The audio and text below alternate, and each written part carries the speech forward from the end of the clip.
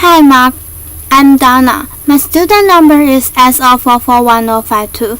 Today I'm going to read a speech delivered by Zak Ebrahim, and the title is I'm the son of a terrorist. Here's how I chose peace.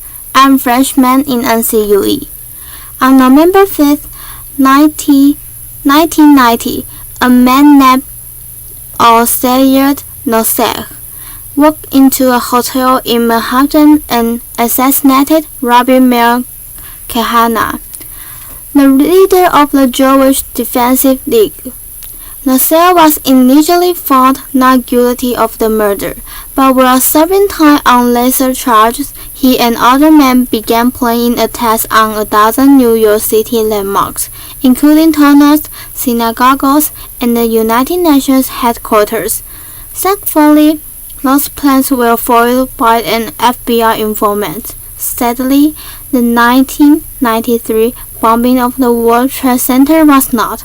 Nosser would eventually be convicted for his involvement in the plot. I said, Nosser is my father. I was born in Pittsburgh, Pennsylvania in 1983 to him, an Egyptian engineer, and a loving American mother and grade school teacher who together tried their best to create a happy childhood for me. It wasn't until I was 7 years old that our family dynamic started to change. My father exposed me to a side of Islam that few people, including the majority of Muslims, get to see. It's been my experience that when people take the time to interact with one another, it doesn't take long to realize that for the most part, we all want the same things out of life. However, in every religion, in every population, you will find a small percentage of people who hold so fervently to their belief that they feel they must use any means necessary to make others live as they do.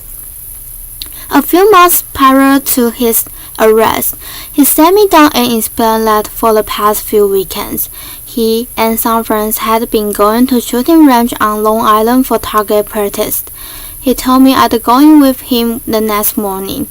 We arrived at Culverton shooting range, which unbeknownst to our group was being watched by the FBI.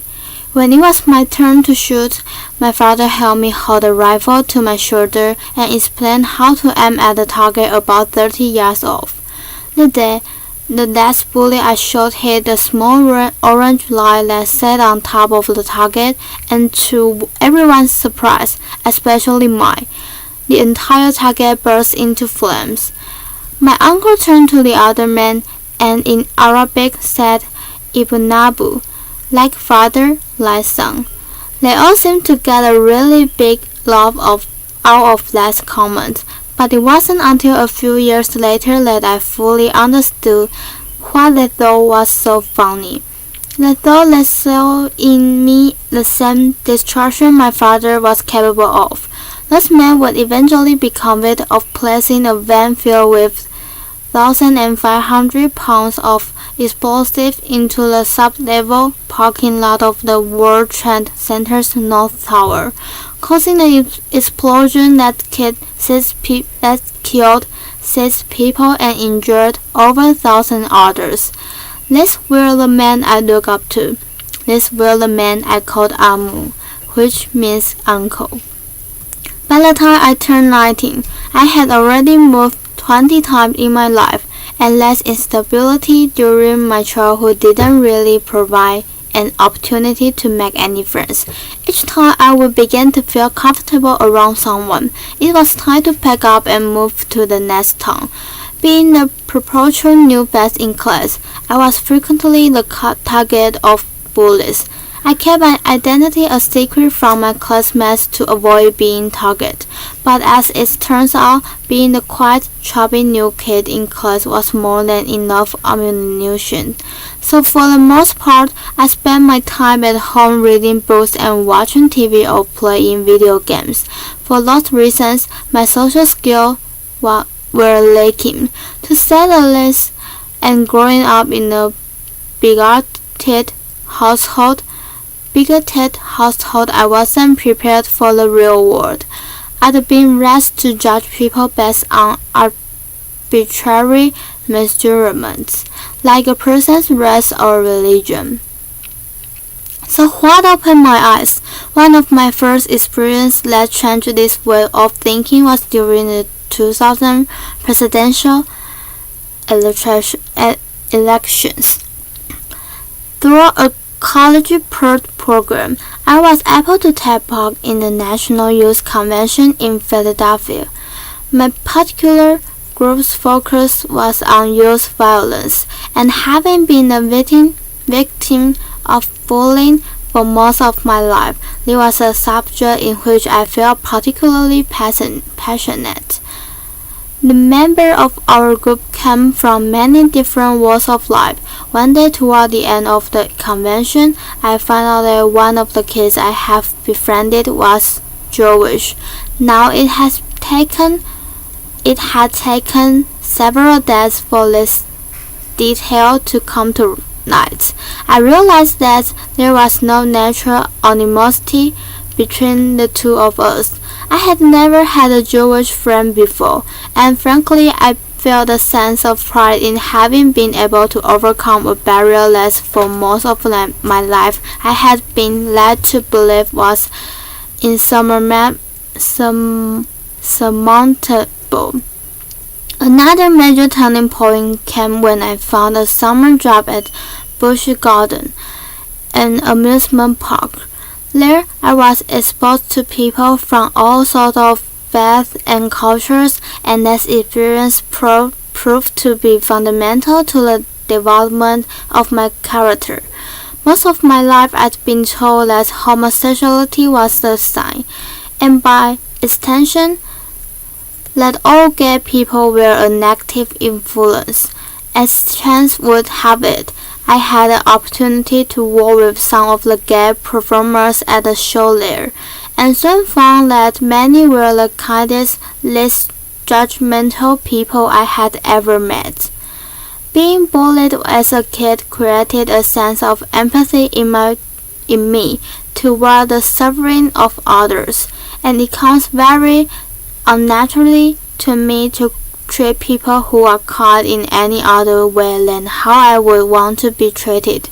Because of that feeling, I was able to contrast the stereotypes I'd been told as a child with real-life experience and interaction. I don't know what it's like to be gay, but I'm well acquainted with being judged for something that's beyond my control. Then there was The Daily Show. On a nightly basis, Jon Stewart forced me to be intellectually honest with myself about my own bigotry and help me to realize that a person's race, religion, or sexual orientation had nothing to do with the quality of one's character. He was in many ways a father figure to me when I was in desperate need of one. Inspiration can often come from an unexpected place, and the fact that the Jewish comedian had done more to positively influence my worldview than my own extremist brother is not lost on me. One day I had a conversation with my mother about how my worldview was starting to change, and she said something to me that I will hold dear to my heart for as long as I live. She looked at me with the weary eyes of someone who had experienced enough dogmatism to last a lifetime, and said, "I'm tired of hating people." In that instant, I realized how much negative energy is tied to hold that hatred inside of you. Zak Ebrahim is not my real name. I changed it when my family decided to end our connection with my father and start a new life. So why would I out myself and potentially put myself in danger? Well, that's simple. I do it in the hopes that perhaps someone someday who is compelled to use violence may hear my story and realize that there is a better way. That although I had been subject to this violence, intolerant ideology, that I did not become fanaticize.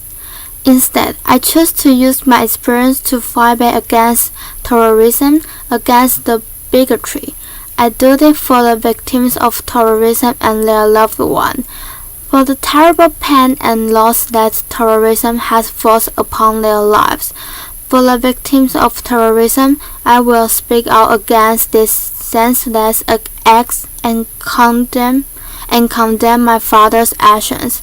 And with that simple fact, I stand here as proof that violence isn't inherent in one's religion or race, and the son does not have to follow the ways of his father.